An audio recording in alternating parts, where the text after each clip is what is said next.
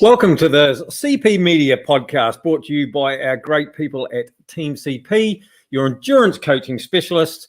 I am, as always, the medium man with the mo, aka Angus Petrie, and joining me again to my right is our ever exuberant team captain, Rich Greer. Evening, Rich. Yeah, how you doing, Angus? It's good day, good to be back, and we've got an awesome show on the cards. We have got an awesome show, but we're just, coming into an awesome time of the year too, Rich, really, to be fair. Daylight savings is upon us, and we've just completed our first Wednesday night roadies outside. Yeah, how good is that, eh? It's a bit of a dash across town to get here and changed and hopefully get some of the lettuce out of my teeth for my tea. But yeah, great night. A beautiful night in Christchurch after a bit of a stormy sort of last few days. But yeah, really nice to be back on my bike. I don't think I actually had my road bike out since, I don't know when. It's been a long, long time. So really nice just to be out riding a bike in the sun with a bunch of other fun people to ride with. It's been awesome. That's right. So if you're watching or listening out there, don't forget every Wednesday night at 6:15 in Christchurch at the Princess Margaret Hospital meeting point is our Wednesday night roadies. A lot of fun had there. Some great efforts that are always put in by everybody, and a bit of fun and team sport along the way, Rich. Yeah, there's always a little bit of competition, and I think I let my tyres down a little bit to give you a chance tonight, didn't I? You did. Hey, listen, look, before we go any further, I've just seen the funniest thing ever. And Richie Bath, who a bit of a mate there and a good follower, but he's just put in there, good watching you guys. It was this or the leaders debate. I'm pleased that we're out pulling the politicians there, Rich. I've just noticed a number of viewers has gone down by 2. Maybe that didn't much about that. Well, that must be Jacinda and Judith, is it, that have had to take off, is it? No, anyway, we should move along and get this show rolling because we have got an absolutely fabulous show tonight. So, Rich, what do we got? Yeah, cool. Kushla's going to talk to us tonight in regards to nutrition. We've got our winner of our Tidy Kiwi Challenge we're going to talk to as well. But we're going to kick off with Lydia O'Donnell. Lydia, it's awesome to have Lydia on the show. She is an elite level runner that's represented New Zealand in the marathon, the half marathon and cross country events. How good is that? So been wearing the silver fern on her chest. She's been traveling all over the world racing, and she's recently settled in Melbourne, where she's currently involved working with Nike as a coach and as a writer, and basically helping and inspiring a whole bunch of people to get out there and achieve their goals. So really looking forward to chatting to Lydia about her experiences as a runner, as an elite athlete, and how she's going about sort of inspiring others amongst all the different work that she's doing. Yeah, and I guess also, just like we talked about, the leaders debate's on over there, but and Lydia is a leader. She's a leader in all sorts of areas and things, just like you are yourself there, Richard, and how important it is to have good leaders like you to help us all through all of our achievements and successes, eh? Shall we bring Lydia on and see what she's up to? It sounds great. Hi, guys. Good evening. Thanks for having me. Welcome. Thank you. I definitely don't want to be. In a row, we've had an international star, Oh, that's great. I definitely don't want to be competing with Jacinda, though. Well, you've got our interest, that's for sure. Yep, absolutely. Lydia, how are you getting on at the moment, Lydia? Yeah, not too bad. I'm in Melbourne, as you said, and it's been pretty tough times. I mean, for everyone around the world, but especially us in lockdown here. We've been locked down for the majority of this year, to be honest. And I was just saying, I think the weather is definitely helping the mood around the place, and I think people are sort of seeing the end of the tunnel, which is good. The numbers are coming down, which is awesome. But yeah, I'm not too bad. The running's definitely kept me sane this year, that's for sure. Brilliant. And are you sort of limited on where you can go and how far you can run, etc.? Has it been laps around the block for you, or is it?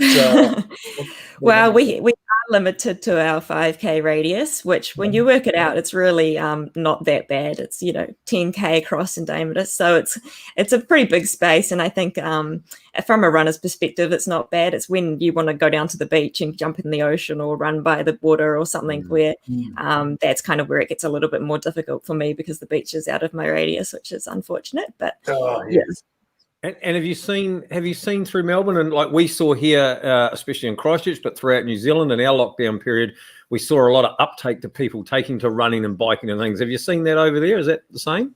Yeah, 100%. I think it's been really great for the sport this year. I think a lot of people who may not necessarily see themselves as runners in the past and really kind of been more into the gym or doing group fitness classes, it has been their only option or one of the only options. And so the sport has kind of taken off this year, and I've just been absolutely blown away by how many people wanting me to coach them and kind of build them up as athletes, which it's just been amazing to be part of their journey and kind of see them come through the other end of it and be like, yeah, maybe I just started running because I could do nothing else, but I am going to continue it because of how good it makes me feel. So it's been great for the sport of running. Yeah, brilliant. Lydia, let's jump back a bit. Let's jump back a few steps and just tell us how you got into competitive running. And has it always been your focus? Have you played other sports? Tell us a bit of a background on where you got to be Lydia O'Donnell, New Zealand representative, and working for Nike and doing all these amazing things. Tell us a bit of your journey of how you got to where you are now. Yeah, awesome. So I actually started running when I was pretty young. So I did like little athletics. I think I started when I was about 7 or 8 years old. And from there, I kind of just ran because I enjoyed it. My mum was a big runner. She took me out and we ran across, fields and through forests all the time when we were younger. But ballet was actually my focus until I was about 13 or 14 years old. So I really wanted to grow up and be a professional dancer. And at the time I was super, super flexible, which is definitely something I've lost through the last few years of running. But it wasn't until I got to about 13 or 14 when I was at high school and I had an amazing coach. I was at Tauranga Girls High School, and our school coach there was very much a believer in making running a social sport and making it kind of like building your passion for running before really focusing on your times or your placings. And so through that, I became part of the cross-country team, and we really just like had this aspect of sport that was fun. It wasn't serious. Like, of course, we wanted to go to nationals and win as a team, but that was more to see what we could do together versus like what we were doing separately. And so I guess through those 5 years of high school and figuring out how enjoyable running was, how good it made me feel, how social the sport was, it made me, I guess, really want to kind of chase being a runner growing up. And so when I left high school, I was actually offered a scholarship position at a university in America, in Texas. And back then, and I think it's still pretty common now, a lot of high school kids from New Zealand do go over to America because the opportunities in New Zealand at the time were pretty limited. And so I took on this opportunity to go to Texas to pretty much run. Of course, I wanted to study and get an education, but running was kind of my priority. But when I got over there, I was 17 at the time when I headed over to the other side of the world. I went there by myself. So it was a pretty big move. And I got there and it kind of wasn't what I expected. And Texas is a very different place to New Zealand, obviously. And the culture over there was very different.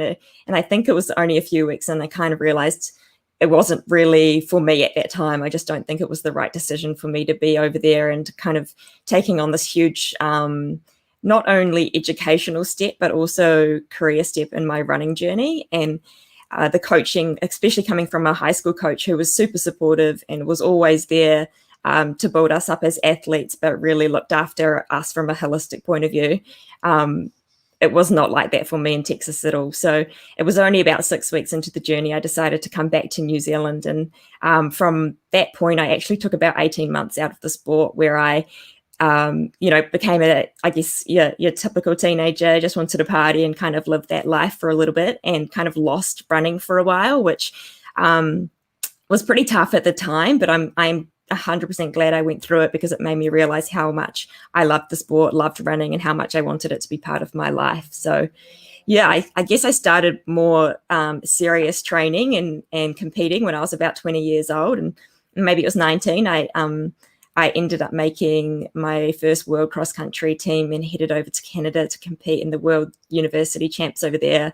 And from there, I guess I just got a taste of what it was like to be on the world stage and knew that's what I wanted to do. So I came back to New Zealand and kind of just trained. And at that time, I was also picked up by Nike as an athlete. And I was super fortunate to be part of a training squad in New Zealand, pulled together by a coach, Paul Hamlin, who had Nike come on board to look after 6 of these athletes. So 3 boys and 3 girls, and Nike was our main sponsor, which at the time is a pretty young athlete who was good, but not, I'd say, world stage great. It was a huge opportunity for me to be part of this brand. So I kind of just fell in love with the brand and decided that I wanted to be involved as much as I could with Nike, and I was going to do that through my running as an athlete, but whatever any other opportunities that came my way, I kind of grasped. And so I ended up actually working for the brand for a few years. I got into the marketing side of the brand, which was awesome and very eye-opening for me. And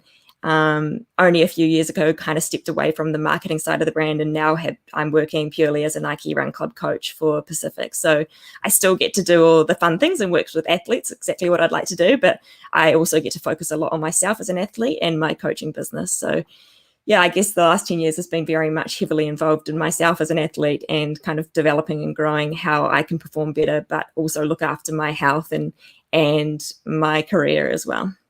So all through that time when you're working for Nike and sort of more involved in the marketing side of things and that business element, were you still running at that high level during that time as well?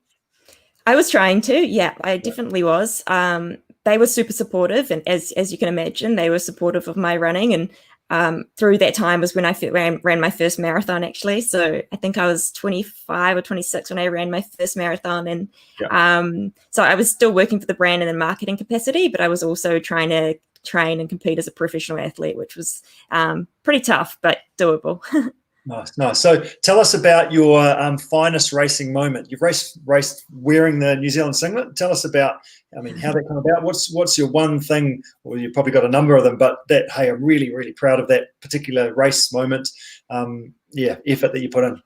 Yeah, it's a really hard question. I'd say that representing New Zealand is, something that we don't get to do very often, and there's a huge honor to pull on the silver fern and get up on the world stage and represent your country. And I have done that a couple of times now. But I'd say my finest, probably the moments that I'm most proud of weren't those moments. I think running my first marathon, which was Melbourne Marathon, was definitely one of the biggest moments for my running career, because it's a marathon, which is very long, and I just kind of did not even expect that I would ever be able to run that long. And then B, running, I guess the time that I ran at that point in my life where I didn't really have any expectations. I had no idea how it was going to feel, what I was going to run, what pace I should even go out at, to be honest. I just ran it with no expectation, and I came away with, I think I ran 2:39 for my first marathon. And so I was pretty stoked with that, I think, because of the low expectation, whereas I have races with a higher expectation, and it hasn't turned out so well for me. It's you say it's running for that long, but actually it's quite a lot shorter than most of us would run for. 2:39 for a marathon. That's pretty impressive. That's very, very good. That's awesome, isn't it? But tell us about a moment maybe that didn't go so well. So maybe that didn't go to plan. You had high expectations, as you just mentioned, and then maybe how did that affect future races as well? Did that sort of improve or actually pull away? Did lose confidence or learn some stuff from that? Yeah, that's a great question. I actually pretty much dedicated my year of 2019 to try and qualify for the World Champs, which was held in Doha. And so at the start of 2019, I made this turning point in my life, I guess, where I was like, you know what, I'm just going to fully commit to running and see what I can do. This is kind of like a now or never. The qualifying standard for World Champs was 2:37, so it was very achievable in my eyes. And so I made this decision to kind of put all my time, energy, money, everything into it. And I got up and left New Zealand, headed over to LA to train with the squad over there to prepare myself for the qualifying race, which was Gold Coast Marathon. So I spent a good 3 or 4 months over in, 2 or 3 months, I think it was, over in LA training with the squad over there. And never in my life have I trained so hard. Some of the sessions we were doing, just mind blowing, like things that I just would have never thought I could even do, once, let alone for 2 or 3 months. So I came away from LA with very high hopes. I knew I was in the best shape of my life, and I was pretty much confident that I had a spot on the New Zealand team for World Champs, because I kind of expected that I was going to run this 2:37 even faster at Gold Coast. And so I got to Gold Coast and I actually fell ill. I had a bit of a cold, and I Obviously had been traveling for a while at this point, and I think I kind of just got over that hump of peaking. So there was a point where when I was in LA running these fast times, but once I got to Gold Coast, I think I got past it, unfortunately. And so when I was lining up on the Gold Coast Marathon start line, part of me was like, I don't feel good. I don't think this is going to go to plan. But the other side of me, the very optimistic side of me, which I would say is probably 88% of me, is thinking, just ignore it. Like, this is your mind playing tricks on you. You are here. This is, you deserve this. Like, you have worked your ass off. So you deserve to get this result. And was like, you don't even need to worry. Like, in the next 2.5 hours, you're going to be a world champs qualifier. Like, that's all. Just go and run your performance. Do what you're capable of. Exactly. And I got to halfway, so 21K, and I was like, I'm feeling pretty good. Like, I think I was on pace for like 234 or 235. So I've probably gone out a little bit quicker than I should have, but I was confident I could run it. And then it wasn't until about 28, 29K, it started really to hit me. And at about 33, 34K, I actually saw my mum at 33K, and she said, Lydia, you don't have to finish. Like, if you don't feel good, you don't have to finish this. Because I actually pulled off the course to see her. And then a K later, I just completely pulled the pin, and I sat down on the curb and stopped my Garmin and just sat there and just, all the emotions started coming. And I was like, I've just put everything into this one moment. And unfortunately, it hasn't worked out the way I expected. And at the time, I thought I deserved, which has been a huge learning curve for me, because I now know no one deserves any result. It's not something that we don't work to deserve something, and nothing is ever guaranteed to us. So I guess from there, I was in a pretty dark and pretty bad place for a couple of days, thinking, what am I even doing? Like, am I even going to run anymore? Who am I? I'm not this athlete I thought that I was, or that everyone else kind of thought that I was. And I seriously considered just quitting the sport. But going back, I'm pretty optimistic. And so I'm very thankful that I kind of saw a light, and I was like, you know what, I'm just going to sign up for another marathon, which was Sunshine Coast 4 weeks later. I'm just going to sign up and do it and just see what happens. I just want to finish it. I don't care what time I run. I just want to prove to myself I can finish this marathon. You can actually run it and finish it. Get across the line. Good. Yeah. So I ended up going to Sunshine Coast and running, I think it was like a 240, and I ended up winning. And I was so happy like that. I just went in there with this really positive mindset and a totally different outlook to how I approached Gold Coast, and didn't expect anything. I just wanted to have fun. And so I walked away with a pretty good result. I was pretty happy that I'd just done it. And then from there, I kind of had this flow on effect of results. And I think it was all the training that I'd done in LA was kind of coming back to me and backing me up for the rest of the year. So I think from Sunshine Coast till the end of the year, I ended up running a 10K PB, a half marathon PB, and a marathon PB. So, what did you take away from that period? So the breakdown and the meltdown, and it was just horrible, through to going really well. Reflecting on it now, that it's down the track. Yeah, it was huge. I think I just had so much pressure on myself going into a World Champs qualifier, and I saw the sport as so much more than just a hobby or something that I loved doing. It was, to me at that time, it was like my be all and end all in my career, and everything relied on me doing well and my results. Whereas the back end of the year, I kind of approached my racing and my training so much differently. I was like, I'm running because I love it. I run because it makes me feel good.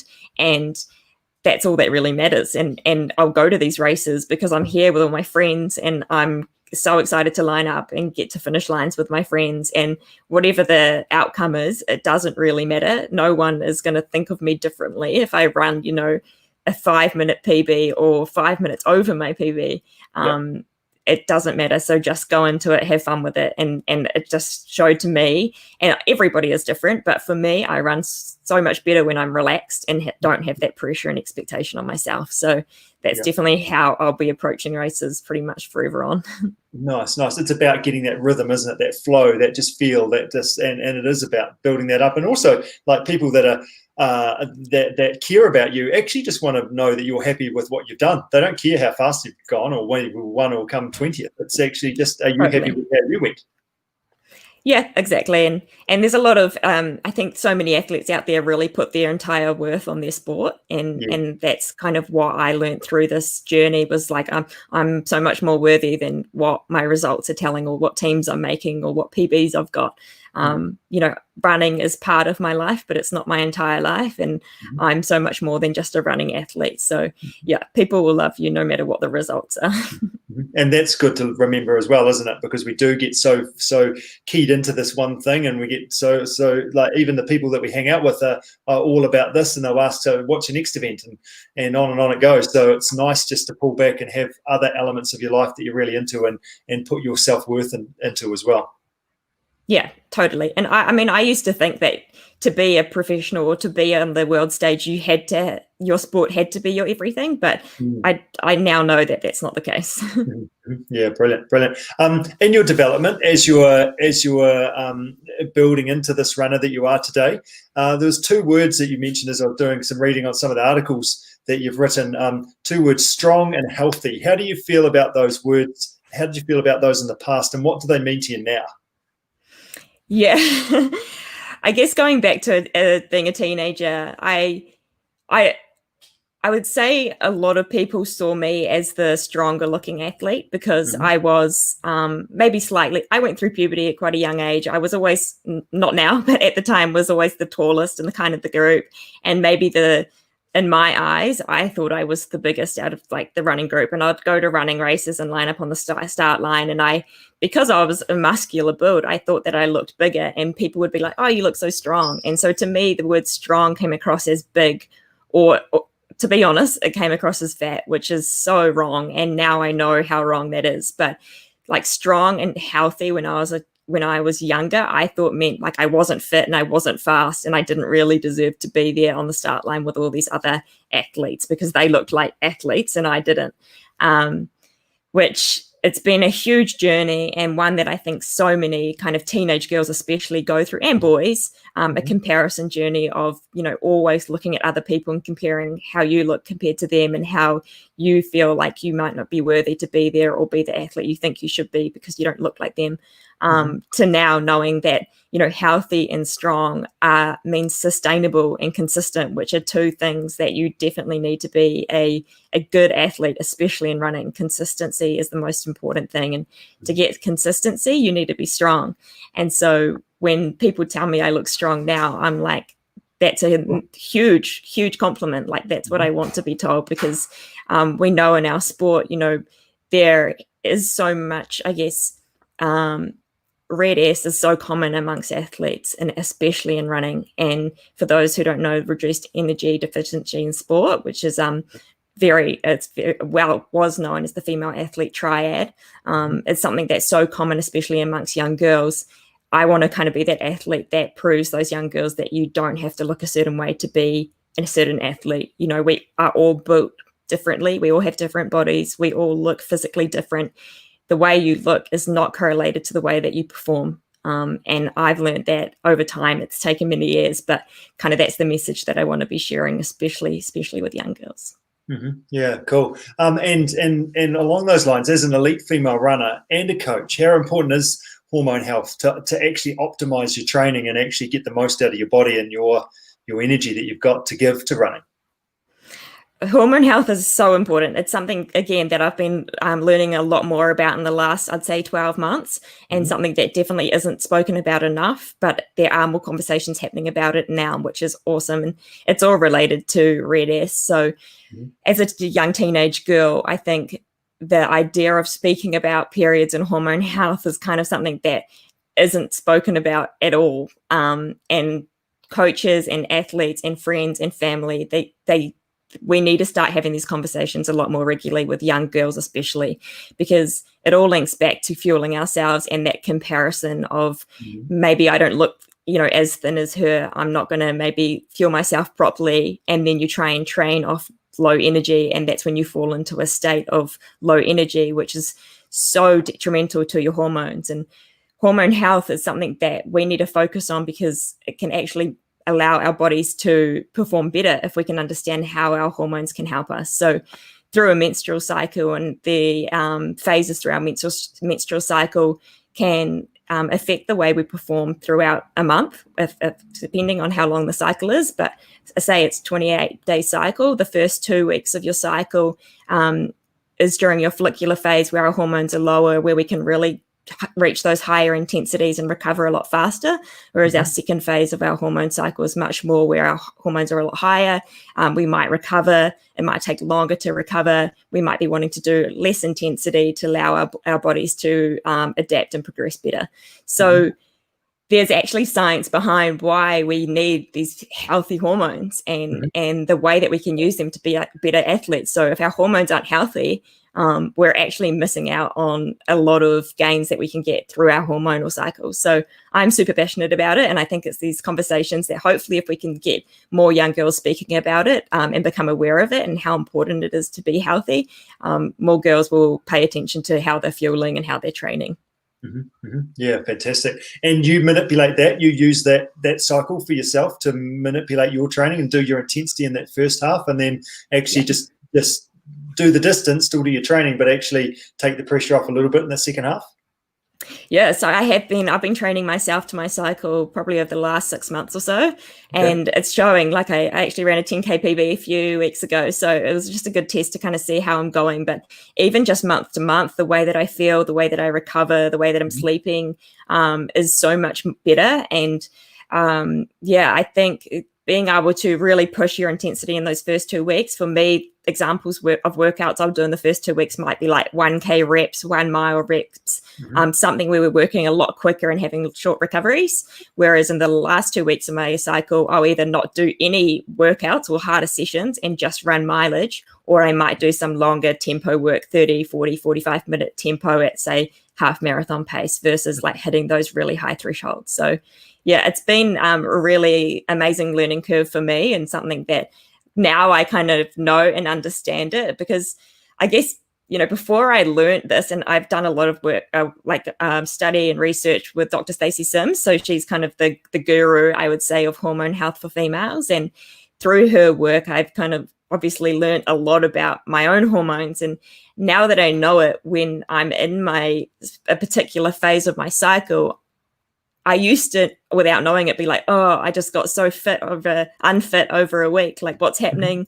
I've lost all my fitness. And I would play some really bad, psychological games with myself.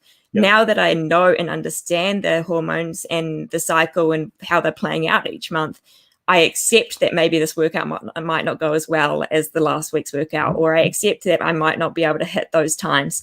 And it doesn't affect me mentally as bad, which we all know how important, psychology and our mind is when it comes to being an athlete.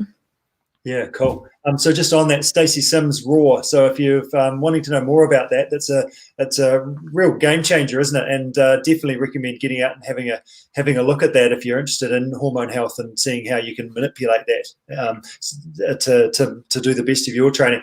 Stacey also talks about strength training quite a lot and nutrition. Tell us a bit about your strength training. What do you do for yourself as a runner? Yeah, strength training has been an interesting one for me in 2020 because we haven't been able to have access to gyms.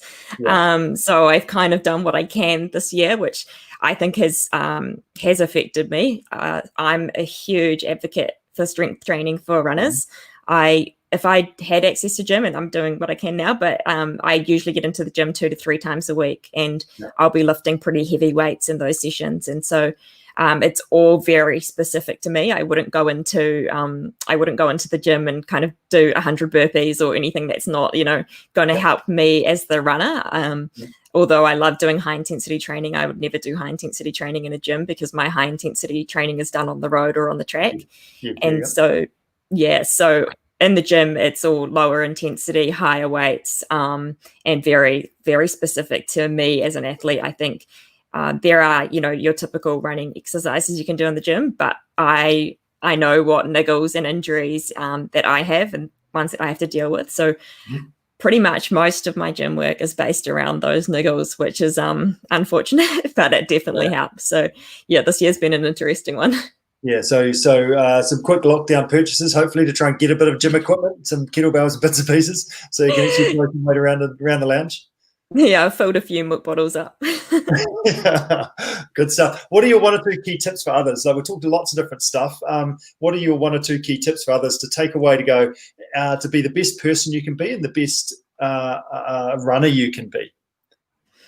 I think running and life is so intertwined. I think the way that you approach your running journey relates to your life so much, and there's so many ways that it can correlate. So I think for running, for people who have never started running before, it's really important to go into running with no expectations. As I was saying, I think that if you have no expectations and you don't put pressure on yourself to go out and smash a certain distance or a certain time, you really just can ease into the journey of running. The last thing the thing that I hate the most by seeing people coming into running are they're saying, I'm going to try and run 20 Ks in 8 weeks, and they've never run before, and they throw themselves in the deep end and they end up getting injured and creating a really negative relationship with the sport. So be patient with yourself, have no expectations.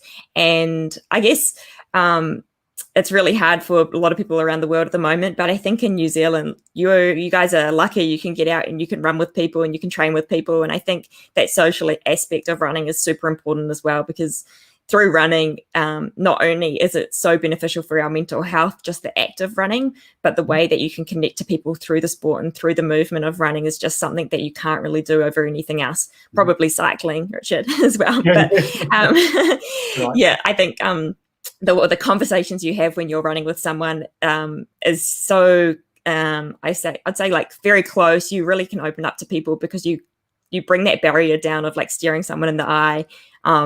And I feel like you can be quite vulnerable when you're running. So try and find friends, try and link with people and meet up with people in your runs, because that's just a really nice way to kind of connect with others. Yeah, and that's where you started with your running journey, wasn't it? Like, actually, that's where you grew the love of running, because it was a social thing and there was no pressure to be a certain way or do a certain thing. So you could actually just get out there, and that's where you've come from. Where to next, Lydia? You're in Melbourne, you're in lockdown. What's the plan in regards to your competing, your athletic career, I guess? Yeah, it's a hard one. Who knows what's going to happen in the future? But so I'm in Melbourne at the moment. I'm actually heading over to New Zealand next week for a few months, which is going to be awesome. So I'm going to come over and hopefully get into some racing over there. And then I guess for 2021, fingers crossed, racing will be back on the cards. I'd love to get into another marathon major. I've done New York, so I'd love to maybe do Boston or Chicago next year.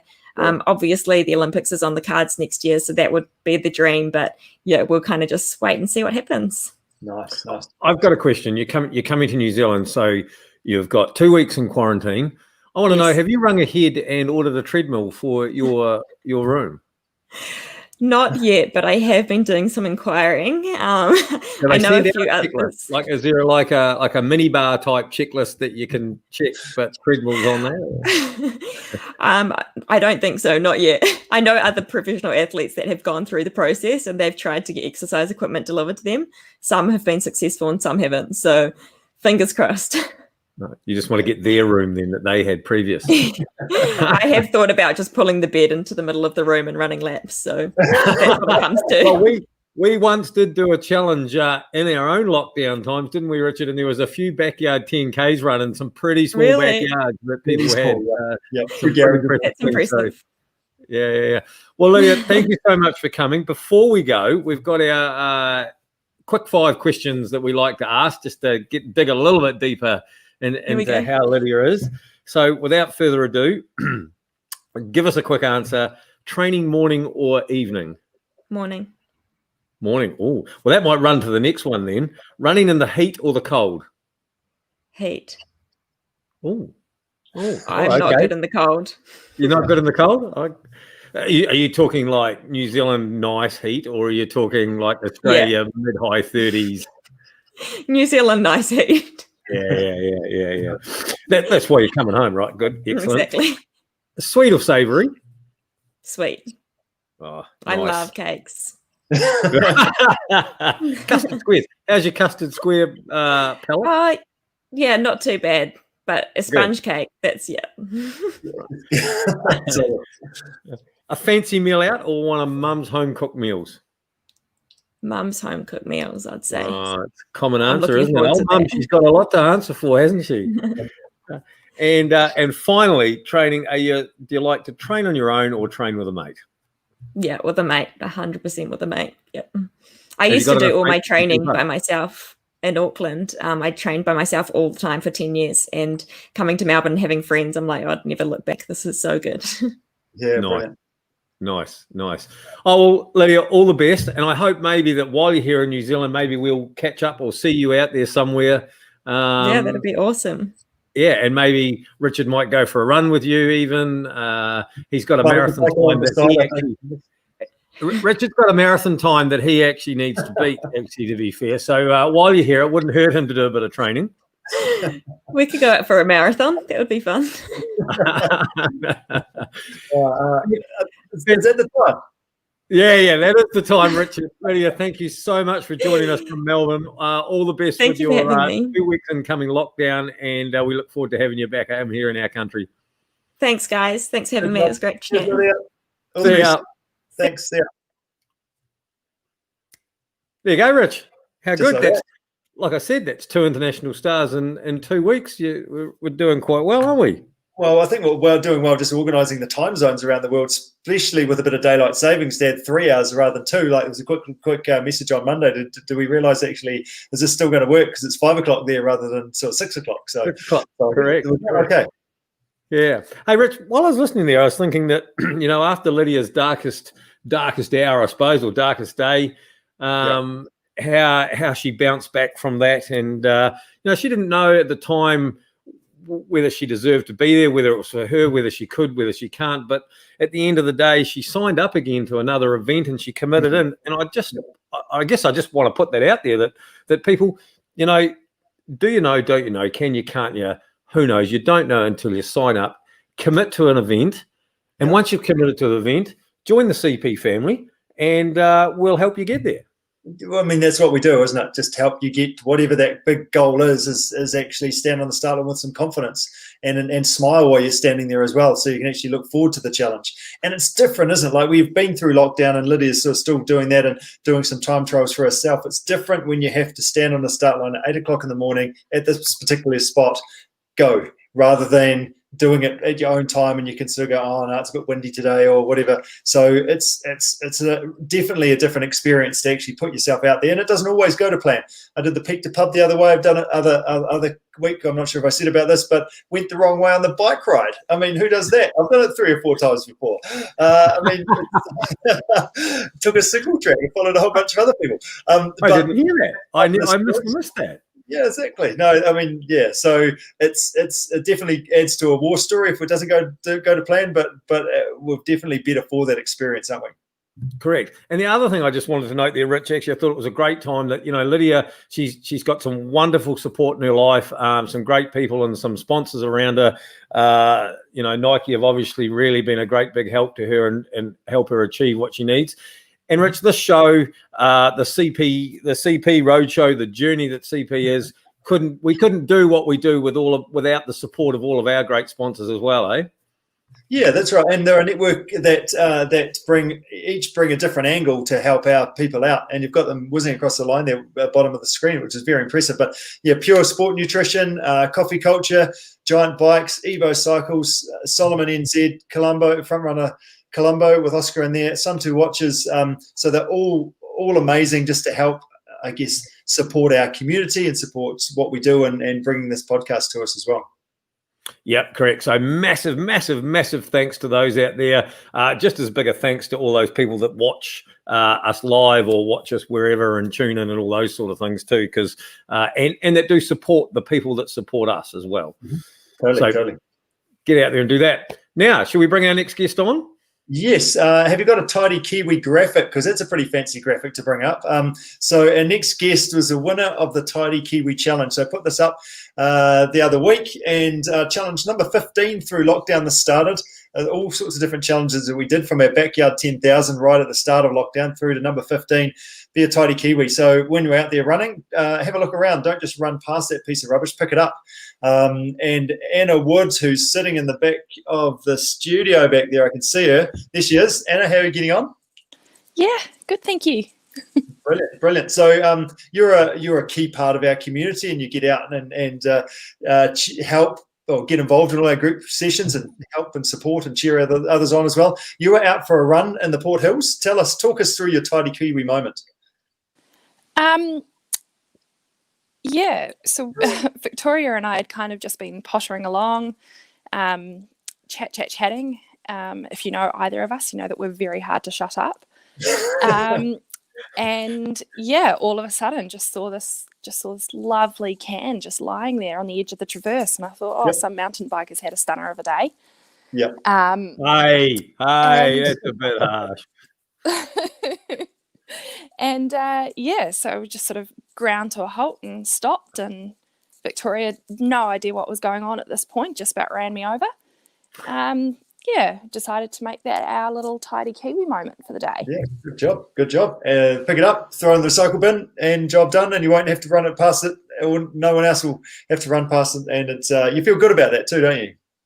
I do, yeah. I've got a bit of form in that space. Do like to pick up trash as and when I see it on runs and stuff. Doesn't matter if it's a race condition or not, really. Oh, good job. Yeah. The biggest shame really is that there is rubbish there to be picked up, isn't it? Really, that's where the problem starts. Yeah, I'm happy to say for the most part it's few and far between, but you know, it happens. It's happened to me. I've dropped a gel before and not realised it, and accidentally. Some kind person who knows me has followed me and said, "Hey." Brilliant. Yeah. Good. Yeah. That's awesome. And what are you training for? What are you training for? What are you working towards at the moment? Yeah, so end goal at the moment is coast to coast. Yeah. Hopefully the one day this year. Yeah, wicked. Have you done that before? No. But I've always sort of said it was not my thing. You've been involved in the coast to coast for a number of years, though, haven't you? Yes. Yeah. So I think it's 5. This is going to be number 6. Right, brilliant. So let's commit to this and see if we can get across the run at a good time and set myself up, because you're a good paddler and you're good on the bike. So can I actually finish this thing? Yeah, and I think that's the real question at the moment. Just really working on sort of strength and getting my running speed up. I'll kind of back myself once I get in the kayak, as long as I can get myself there. Good. The run's the biggest challenge, is that correct? I think so. For me, I think that's where my mentally at the moment is a little bit iffy. The last time I did coast in 2019, I sort of didn't, by admission, didn't put the work in as much, just expected that seeing as I'd done it before, I'd be all right. Yeah. And it was actually pretty upset and disappointed with myself when I crossed that line on the first day. So knowing that I felt like that, and knowing that had that been the one day I'd have been done, kind of was a bit of a wake-up call for me going into this year, and knowing that I actually had to put the work in. And you have been putting the work in, because I've seen you at a lot of our group sessions lately, and you've been a big supporter of the CP group sessions for many years now, actually, to be fair, and that is, great to see. As we know, they're a lot of hard work, but they're a lot of fun times, all mixed in there in one. What is it about those that you enjoy most? Well, I suppose I got into it mainly for the cycling. I wasn't a strong cyclist when I moved down to Christchurch. I straight up refused to go out a couple of times when it was a little bit windy, a little bit wet, back in my Auckland days, because I could say no. And so moving down here, I was like, I probably need a group to motivate me do that. And joined it. Found there was just so many encouraging people who you'd see week in, week out, and people who I would like to say would have actually become, good friends outside of those group sessions. But you can turn up and they're going to push you and they're going to encourage you to, do your best each week, even when you feel a bit shit, or when you sort of feel like, oh God, it's, Wednesday night, I'd much rather have a wine, I'm not tonight, by the way. I promise. There's always a water bottle space on the bike. Nobody knows what's in there. This is true. Yeah. Good stuff. Anna, one last question in regards to going back to coast. It's going to be a big challenge, but what are you actually most looking forward to about the event? Oh, I don't know. Right, okay. I suppose I am looking forward to challenging myself in that way. I'm also quite excited. So my mum is the reason I'm giving it a nudge. Cool. She is also going to be lining up with me. Awesome. If she gets there, she'd be the oldest female ever to finish one day. Yeah. And knowing that, well, she's a much better runner than me, but I've sort of, the reason I've gotten excited because I'm like, if I can actually get my run up to speed, then I can try and chase her down in the boat, and it might just give her that little G up to get underway. Yeah, good. Awesome. Hey, that's pretty cool, isn't it? To be able to stand there on the start line and also support each other in your training as well, and how you're getting on and what's been happening, and making sure you do get out on those slightly windy or slightly rainy days as well, because your mum's coming for you as well. That's awesome. Good stuff. Yeah. Well, thanks for sharing, Anna. Thanks for being a tidy Kiwi. Thanks for being a super awesome part of our community and supporting others. And love your work and love everything you do. And looking forward to hearing how you get on, or cheering you on across that finish line in February. Yeah, fingers crossed. Good job. Well done. Thanks, Anna. Awesome. Thank you. Yeah, tomorrow night, right? Tomorrow night at the quarry. See you there. Good. Bye. Nice. See ya.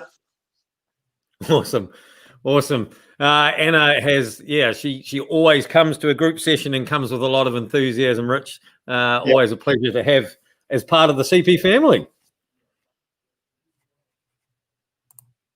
Oh, I don't know what's happened to Richard there, but he's disconnected us.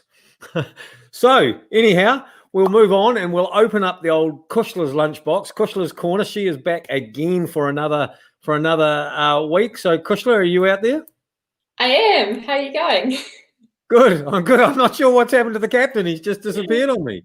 We're a man down. Man down. I can see him coming back. Somebody's floated in the life raft and running out. And Rich, welcome back. Yeah. Not sure what happened there. I was pushing too many buttons and then it just disappeared. Okay. That's all right. That's why we call you the anchorman, pushing the buttons and keeping the show together. How are you getting on, Cushla? I'm real good, thanks. Yeah. Brilliant. And how are you getting on? You had an event in the weekend. You've done a few lately. You had the Sea to Sky Challenge lately, Rich, haven't you? On the weekend. Yeah, no, spring challenge was so much fun. I'd do it all again in a heartbeat. It was the first time we'd all done spring challenge before, and it was really interesting at registration or the briefing on Friday night, because they were asking, who's done it before, and pretty much everyone put their hand up. And then they were like, who's got a complete team of 3 with all 3 who haven't done it before? And we were like one of the only teams we put up our hands. So that was quite interesting. That the day was beautiful and it was just such a blast. I loved it. Yeah, great. So you'll definitely be back. Yeah, definitely. Maybe not next year, but definitely in the future for sure. Yeah. We'll see. We'll see. Yeah, we'll see. Never say never. Yeah, absolutely. Good stuff. Cushla, your key tip, what are you talking about tonight? Well, I sort of going to tie in a little bit with what Lydia was talking about, just around hormones a little bit, but also tying in just the low carb movement and how that affects hormones, and not just for females either. I'm talking about males as well. So I'm going to give my top 3 tips before considering going low carb. And what do you mean by low carb for a start? What's that all about? Well, there's lots of different definitions of low carb, but low carb by definition, I would usually say, is less than 100 grams of total carb a day. Keto or strict keto is less than 20 grams of carb a day. Most people who are, average person doing sort of normal activities would get like 200 to 300-ish grams of carb a day, just to put that in perspective. So with females, the most common cause of losing your cycle, otherwise known as amenorrhea, is hypothalamic amenorrhea.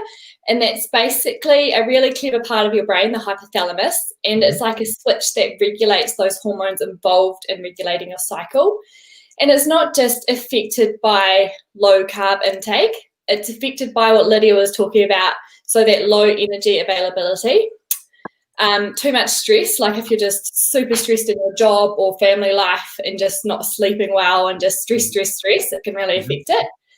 Weight loss can have quite an impact, and too much excessive exercise as well can all turn off the switch of the hypothalamus and then make your cycle irregular or completely disappear, which is not good.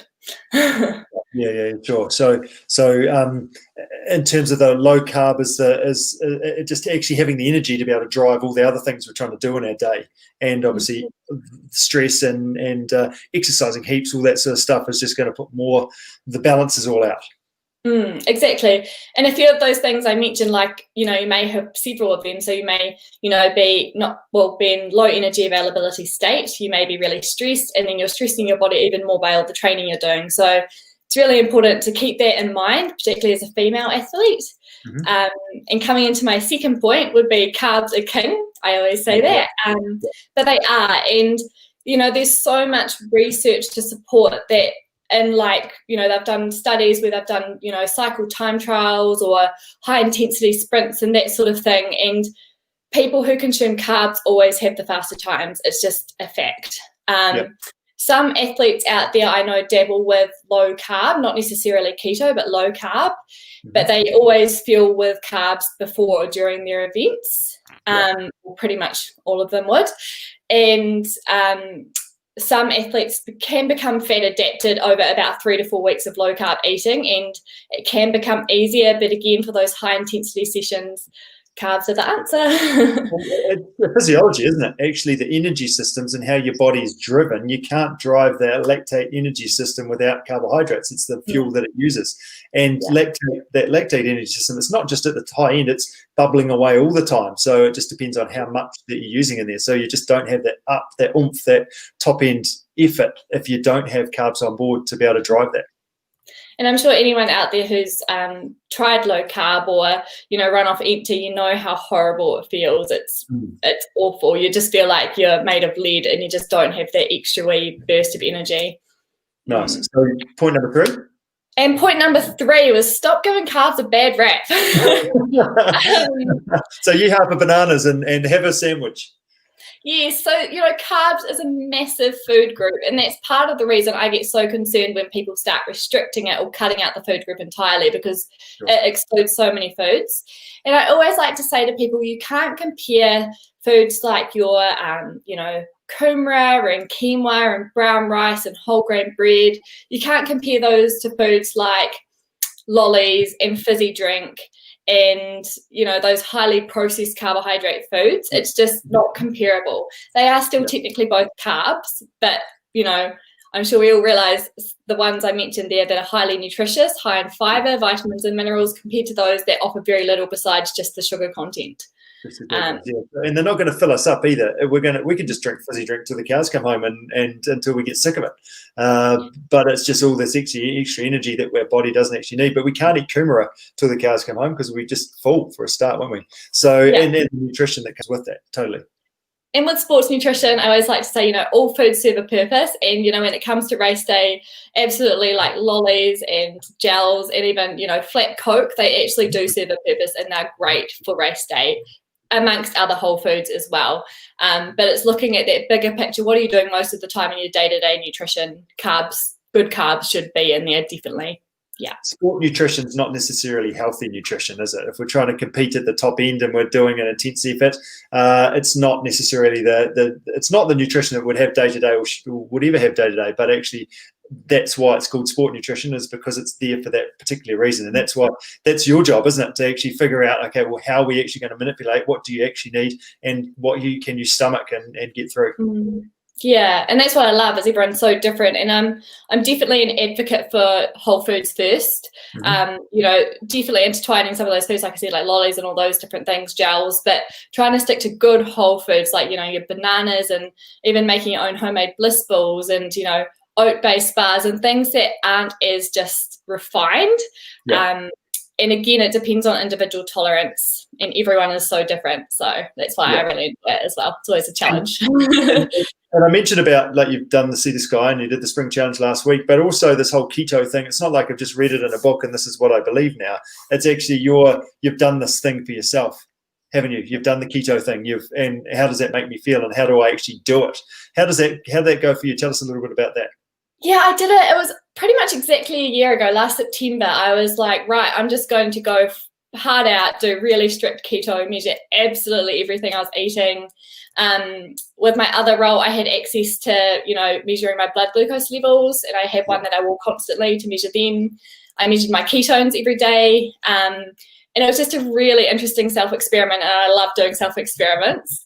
And to be honest, it was better than what I expected in terms of the food choices. Like, I really tried to have interesting meals and things, but my training was awful. I felt absolutely rubbish. I remember I went for a few runs with friends, and I felt like my whole neck and arms was seized up and I couldn't move. Like, I had this really stiff neck. I just felt like I had this really bad cramp all the time, probably because I wasn't getting any electrolytes and I was really dehydrated. And yeah, I tried to do like high intensity sort of interval training, and I just felt like I was going to die. So yeah, it really affected me. But I made it through 2 weeks, and I wouldn't do it long term. Yeah. Nice. So this comes to the point in the show, which is always one of my favourites, is to test Angus on what are your 3 points. Have you been listening, Angus? Probably. Mate, actually, if you just give me 2 seconds here, and I'll just pull up the show notes in front of me here. That's good. Cushla, do you want to summarise it for us? Yeah, so if you're a female, be very, very careful, especially if you're an active female, because your hypothalamus in your brain sees carb restriction as starvation. It doesn't know the difference between purposeful starvation and you're doing it, or you're in the wild and you don't have any food. It just switches off things that aren't as necessary, like your cycle. Number 2, carbs are king. Research shows us again and again that you do better on carbs in efforts, particularly high intensity efforts. And number 3, stop giving carbs a bad rap. It's a huge food group, and many of them are very wholesome, good foods that give us many vitamins and minerals and excellent fiber as well. So please stop labeling them as bad. Okay, so I've got this. So the 3 points: 1, don't be female. 2, my love of carbs and bread and toast is all good, right? And 3, never talk bad about anybody. Who brought him on? It's just crashed. I'll give you a B minus. A B minus. Participation. A P for participation, maybe. Good job. Hey, well done, Cushla. Thanks for your insight. Keep doing what you're doing. Keep challenging yourself and testing yourself in terms of nutrition and helping and supporting all of our athletes is fantastic. Awesome. Thanks, guys. Cool. Take care. Bye. Well, Rich, that comes to the end of another fabulous show again. Good. Very good. Before I go, actually, I just want to let's just quickly throw our challenge thing up there, but not. I mean, like, we should continue on being a tidy Kiwi anyway. But what I want to just acknowledge there is actually they're up in the game. Not only have we upped our game on the track, but we've actually upped our game off the track there, Rich. And our new marketing and social media fabulous wonder lady Sandra is doing an absolute sterler of a job over on the Facebook pages, everywhere really, just really putting together and trying to bring some quality content to everybody out there. Yeah, absolutely, and that she's the designer behind that logo and all that great stuff that's coming out there. You might have noticed a bit of a shift if you follow us on Instagram or Facebook, that actually it's gone a little bit above my backyard sort of knowledge. So no, it's fantastic, and yeah, great to have Sandra as part of our team. Yeah, another one of those great examples that if you fill your bubble full of great people, then great things will come. So speaking of that, next week, Rich, it's the 1st of the month, so don't forget, everybody, the first Wednesday of the month is always our Coast to Coast special. So tune in next week for our dedicated Coast to Coast special, Kathmandu. That's right, exactly. So looking forward to that. And hopefully the weather's going to look good for us all for the weekend and we can all get out there and do a bit.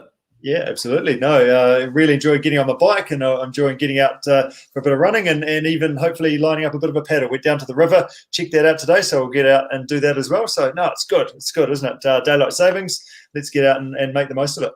Make the absolute most of it. So until then, people, same bat time, same bat channel next week, 8:15 live on a Wednesday night. You can catch us on YouTube, or you can catch us on our Facebook pages on the Team CP or the CP community page. Don't forget just to keep your eye on them, full stop, those Facebook pages, all sorts of content popping up during the week of all events going on, updates, questions answered, all sorts of things. Rich, on our YouTube channel, you can rewatch tonight. You can watch our other episodes, but also there's other great content popping up on that YouTube channel all the time. And of course, all major podcast retailers or broadcasters or have got us, you and me, Rich, and all our great guests there in a great big library for you all to listen to. Good job. So, yeah, you can go back and listen again and re-listen. And, yeah, thanks to Lydia. Thanks to Anna and thanks to Cushla for sharing their experiences and expertise and making this into a great show so you don't just actually have to listen to you, Angus, and me. I'm not sure what would be wrong with that, Rich. Anyway, let's go. Let's move on. See you all next week. Thank you for tuning in. Thank you for listening wherever you are. And don't forget, spread some awesomeness. Yep. Take care. Enjoy the adventures.